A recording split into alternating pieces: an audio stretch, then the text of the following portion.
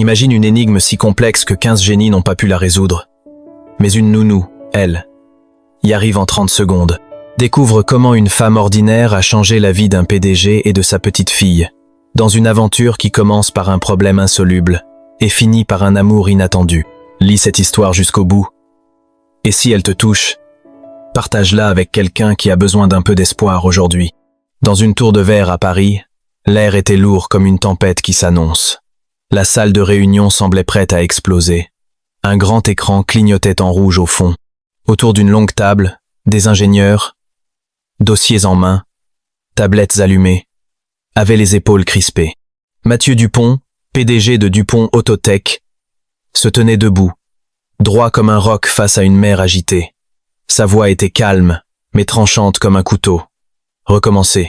Expliquez-moi comme si je n'étais pas celui qui signe vos chèques. Un jeune ingénieur, Paul, tout ça. Jetant un regard nerveux à ses collègues. On a tout vérifié, tout redémarré, tout recablé. On a testé dans toutes les conditions. Mais la voiture, elle dévie de sa route. On ne sait pas pourquoi. Vous ne savez pas? Répéta Mathieu, croisant les bras, la mâchoire serrée. Une ingénieure, Claire, ajouta. On pense à une interférence. Peut être des signaux qui se mélangent. C'est rare. Difficile à prévoir. Mathieu passa une main sur son visage. Donc, 15 des esprits les plus brillants ici bossent depuis 3 semaines. Et tout ce que vous avez, c'est peu. Être. Silence. Il se tourna vers les grandes fenêtres. Dehors, des nuages gris s'amoncelaient sur Paris. Comme un miroir de l'ambiance. Le plus grand lancement de sa boîte était en danger. Les investisseurs guettaient, les médias aussi. Son téléphone vibra. Un message. La nounou est là. Mathieu soupira, lut le message, et quitta la salle sans un mot. Dans le hall, l'atmosphère était plus douce, moins oppressante, mais la tension le suivait comme une ombre. Là, près de l'entrée, se tenait Camille, cheveux blonds tressés, manteau humide de la bruine parisienne. Elle tenait la main d'une petite fille en ciré jaune, dont les bottes couinaient à chaque pas. « Je viens juste chercher la clé de la maison », dit Camille avec un sourire discret. « On ne vous dérange pas longtemps. » Mathieu lui tendit la clé. « Merci. » Il baissa les yeux vers sa fille, Élodie, 5 ans, rayonnante. « Papa, je peux voir la voiture? La nouvelle? S'il te plaît, » supplia-t-elle, tirant sur sa manche. Mathieu hésita. Son esprit était encore dans la réunion, mais le regard d'Élodie, si semblable à celui de sa mère, le fit craquer. 5 minutes, pas plus. Ensuite, tu rentres. Élodie attrapa la main de Camille, et tous trois s'engagèrent dans un couloir, passant devant des bureaux vitrés et des regards curieux, jusqu'au étage secret de recherche. Les ingénieurs les croisèrent sans prêter attention à Camille. Pour eux, elle n'était que la nounou. Mais bientôt, tout Paris parlerait d'elle. L'étage de recherche était silencieux, mais tendu. Les échos de la réunion flottaient encore, mêlés au cliquetis des claviers et au bourdonnement des néons. Les ingénieurs fixaient l'écran géant, où des données incompréhensibles rappelaient leur échec. Mathieu entra avec Camille et Élodie, l'air épuisé. Élodie, pleine d'énergie, courut vers une voiture brillante au centre de la pièce. « C'est celle qui roule toute seule ?» demanda-t-elle, émerveillée. « Presque », répondit Mathieu en s'accroupissant près d'elle. « Mais parfois, elle se trompe de chemin, comme moi quand je vais au lit, » dit Élodie, sérieuse. Camille rit doucement. Même Mathieu sourit. Il se releva et montra un écran mural où une carte numérique retraçait le dernier test de la voiture, avec des lignes colorées montrant chaque virage, arrêt et erreur. Camille resta en retrait, observant l'écran avec une attention discrète. Ses yeux glissaient sur les motifs, voyant ce que personne d'autre ne voyait. Puis, d'une voix presque inaudible, elle murmura « Vous avez vérifié si la voiture capte trop de signaux à la fois ?» Mathieu se tourna. « Comment ça ?»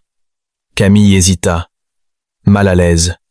À Paris, avec tous ces immeubles, les tours de signaux sont proches. La voiture peut recevoir plusieurs ordres en même temps et ne plus savoir lequel suivre. Le silence envahit la pièce. Un ingénieur s'approcha de l'écran, murmurant « Attendez, ça pourrait être ça ». Mathieu ordonna « Vérifiez ». En quelques minutes, les données s'affichèrent.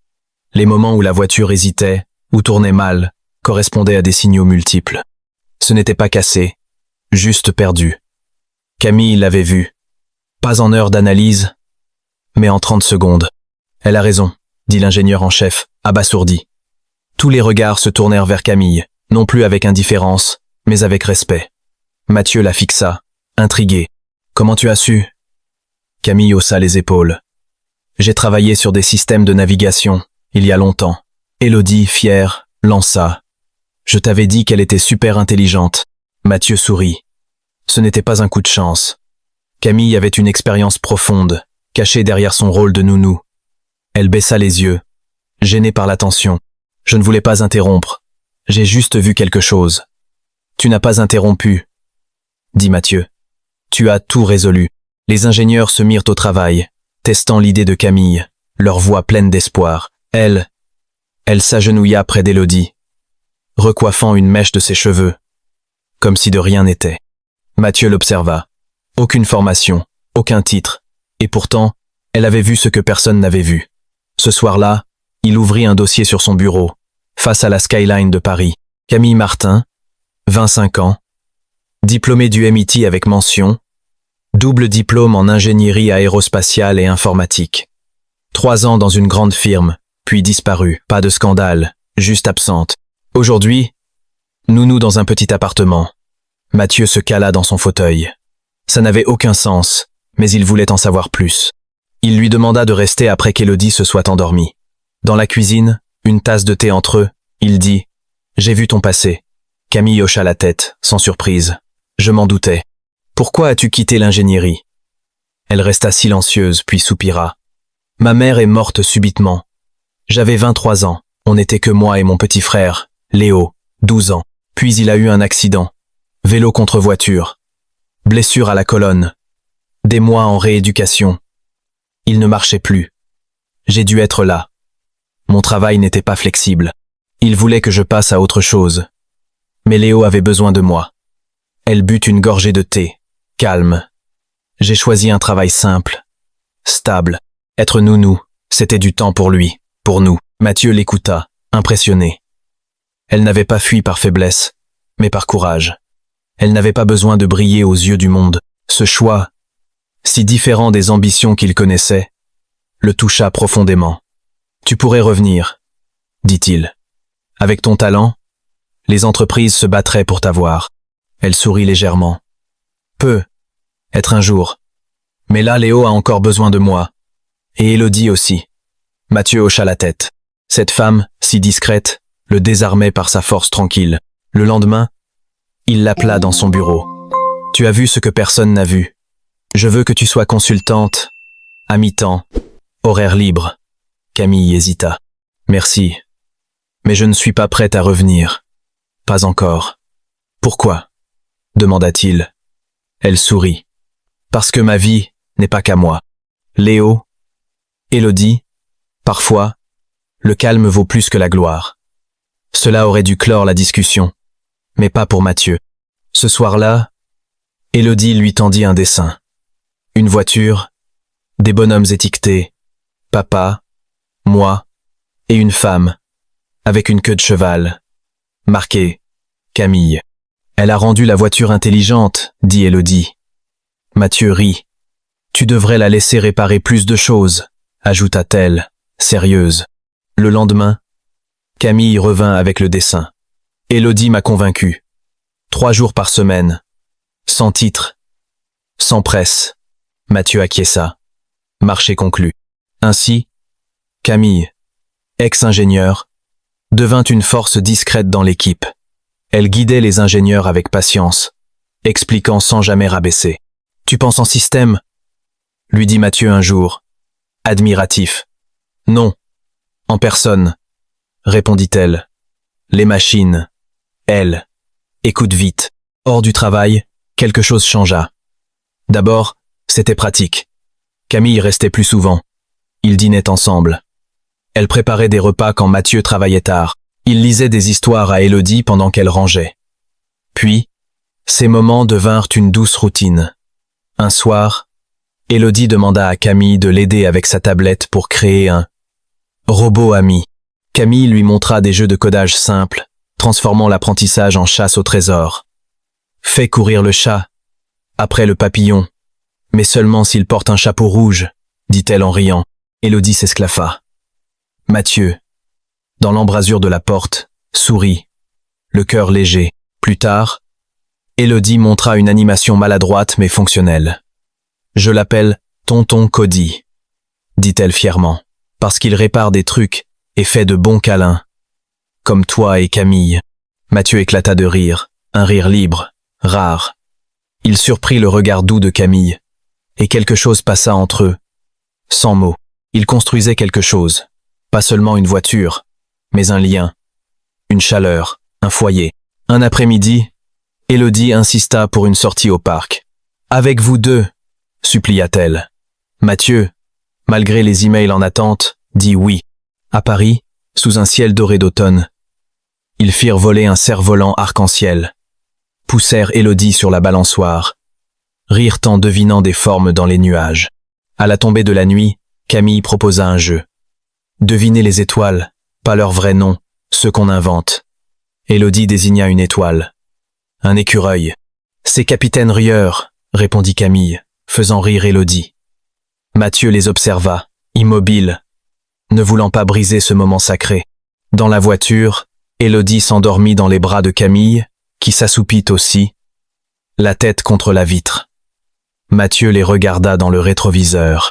Cette image, une enfant et une femme unies par la confiance, le bouleversa. Il arrêta la voiture, sortit doucement et posa son manteau sur les épaules de Camille. Elle ne bougea pas, mais serra Élodie un peu plus fort. Mathieu pensa, si c'est ça, une famille, ça ressemble à ça. Un mardi matin, l'histoire éclata. Une fuite peut être d'un ingénieur. Fit les gros titres. De nounou à héroïne tech. La génie cachée derrière la voiture à 1 milliard. Des photos floues de Camille apparurent, timide aux côtés d'Élodie ou avec un café dans le hall. Les journalistes envahirent la tour. Les réseaux s'enflammèrent. Camille, horrifiée, s'enferma dans le bureau de Mathieu. « Je ne voulais pas ça, dit-elle, la voix tendue. J'ai juste vu un problème. » Mathieu, près de la fenêtre, répondit doucement. « Tu n'as rien fait de mal. Je ne laisserai pas ça te blesser. » Cet après-midi-là, il réunit tout le personnel. Pas de presse, juste l'équipe. Camille, en retrait, ne savait pas ce qu'il dirait. Mathieu prit la parole, simple, honnête. Vous avez vu les titres. Mais ils ne disent pas tout. Il y a 2 mois, on était bloqués. Les meilleurs d'entre nous n'y arrivaient pas. Puis quelqu'un, qui n'était même pas censé être là, a vu ce qu'on avait raté. Il désigna Camille. Elle s'appelle Camille Martin. Ce n'est pas juste la nounou d'Élodie. C'est elle qui a sauvé cette entreprise. Un silence respectueux envahit la salle. Mathieu continua. Elle a quitté l'ingénierie pour sa famille. Par courage, pas par faiblesse. Et même en voulant rester discrète, elle nous a donné son savoir. Il leva une carte. Dès ce trimestre, Dupont Autotech lance le fonds Léo, pour les étudiants en sciences stoppés par des épreuves personnelles. Parce que les esprits brillants ne portent pas toujours un badge. Des applaudissements timides devinrent une ovation. Tout le monde se leva. Mathieu ajouta « Et j'ai l'honneur d'accueillir notre nouvelle conseillère en système, Camille Martin. » Pour la première fois, Camille se sentit vue, vraiment vue. Pas comme une ombre, mais comme une lumière. Dans la salle, les mains claquaient, les visages souriaient. Son nom résonnait. Ce n'était pas la gloire qu'elle voulait, mais la reconnaissance. Pure. Vraie. Dans une chambre d'hôpital, doucement éclairée. Léo dormait, un livre glissant de sa main. Camille veillait, droite mais fatiguée, portant son inquiétude avec grâce. Mathieu entra, une tasse de camomille à la main. Il s'assit près d'elle, silencieux. Il n'avait pas besoin de parler. Ce silence, c'était leur refuge, comme les nuits où ils veillaient Élodie, malade, ou partageaient des instants simples chez eux. Leur lien grandissait, non dans les mots, mais dans les gestes. Une tasse de thé posée sur un bureau, une écharpe nouée autour d'un cou, un regard qui s'attarde. Une nuit, après un retour à l'hôpital pour Léo, Camille, pâle d'inquiétude, serrait sa chaise. Mathieu arriva, s'agenouilla devant elle, prit ses mains. « Je n'ai pas juste trouvé une solution pour un projet, » murmura-t-il. « J'ai trouvé quelqu'un dont je ne savais pas avoir besoin. » Camille le regarda, ému, et posa son front contre le sien. Dans ce silence, leurs blessures commencèrent à guérir. 6 mois plus tard, le projet avançait, porté par l'intuition de Camille. Son nom figurait sur des brevets, mais elle restait la même. Simple, discrète, toujours là pour Élodie ou Léo, qui remarchaient, souriaient, jouaient. Un matin, elle tendit à Mathieu un mot d'Élodie. « Ma famille », avec des dessins de E4. On fait des pancakes. On répare des voitures. On s'aime tout le temps. Mathieu lut, ému. Ce soir-là, dans la cuisine, il s'approcha de Camille. « J'ai réfléchi », dit-il, sortant une bague simple. « Ne nous contentons pas d'élever une enfant. Construisons une vie. » Camille, sans larmes mais le cœur plein, prit sa main. Ils scellèrent une promesse, douce, éternelle. Un week-end, ils s'installèrent dans un parc parisien. Pas de caméra, juste eux. Élodie dormait contre Camille. Léo lançait des brins d'herbe, Mathieu les entourait. Ils n'étaient qu'une famille ordinaire. Mais dans leur rire, leur calme, ils avaient trouvé un foyer. Une histoire qui avait commencé avec une voiture cassée s'achevait par un amour simple, bâti dans les petits moments.